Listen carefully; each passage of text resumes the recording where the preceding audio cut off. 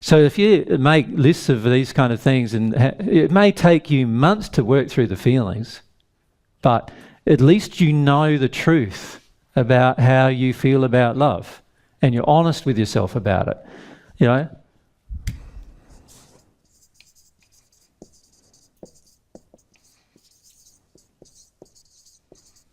I demand to be loved. Many of you feel that you can demand to be treated well. It's a particular problem in the Western world.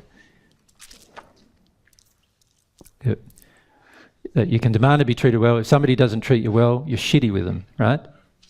You're angry with them. You're really annoyed with them. In many cases, if we get to the point where we're resentful of them and we want to hurt them even, right? That demonstrates the demand to be loved, right? Someone leaves you who you want to love you, how does that feel? Most people get very angry about that, right? You know, if it's a woman who has the children with her, she'll keep the kids away from him and everything. She'll do as much as she can to make his life miserable, right? That's an indication that she already believed that love was a demand. It's a gift. It's a gift. Yep. Another one I had was that human love is better than God's.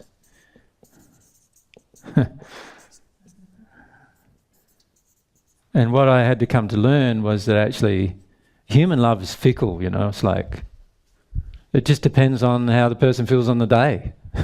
Really, a lot of the times, one day they love you, next day they hate your guts.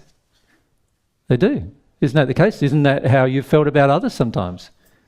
One day you love them and the next day you think, oh, I don't like them at all.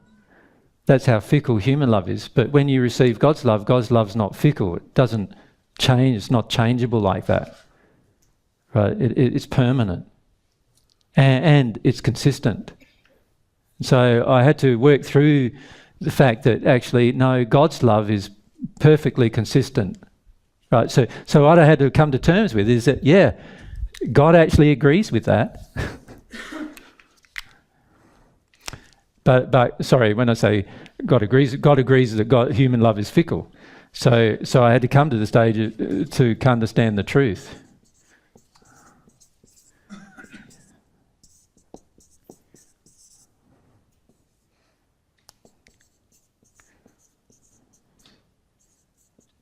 So I come to see that actually if I wanted people to love me, then I was wanting fickle people to give me something. And how was I going to do that?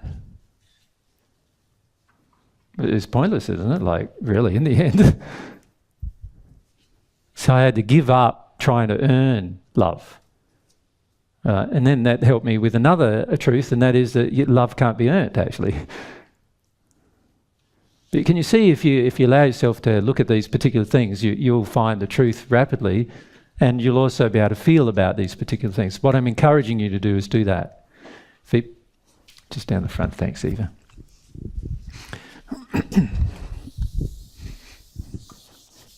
I did this recently, this table about my feelings about love, and so many false beliefs about love. Like, yep. I was overwhelmed. It surprised me just how far it went. Yeah. So I look at that table and I feel like, where do I even begin? Because I feel like these beliefs really block this whole path. They do block. So where do you begin? Well, I don't know, because I kind of look at it and I go, oh, do I just look at the first one and just pray about that and spend all my time kind of going, but then I don't know how I'm ever going to get through it. Yeah, what I have a tendency to do is more prioritise them in terms of what's going to have the fastest benefit to my life. So for example, anything that affects my relationship with God is going to have a faster impact on my life than anything else. So what I try to do first is focus first on those particular problems, whatever those problems are. And then I look at anything that affects my soulmate relationship as next, anything that affects, and that's including love of self. So love of self and love of soulmate, that's next. Anything that affects my love for others is next. and so forth all the way down the chain. Does that make sense? Yeah. And so I don't, my priority system is based upon, and I think myself and Mary did a question and answer session recently about, we did about Jesus' dealings, Jesus and Mary's dealings it was. We did a FAQ about what our priority system is, and basically what we try to do is deal with our emotions based around that priority system as well.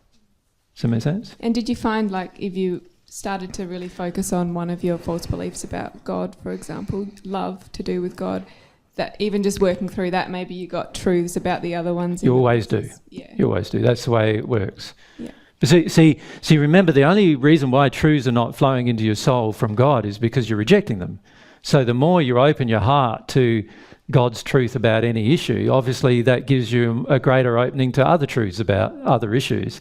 So what has a tendency, a list you might make today might be very short because you're not that open, and then you come back to that same list in a year's time, you go, gee, I could now write 100 things in there, and you then think that's not improvement, but it is improvement because you're now becoming aware of things that you weren't aware of before. Thank you.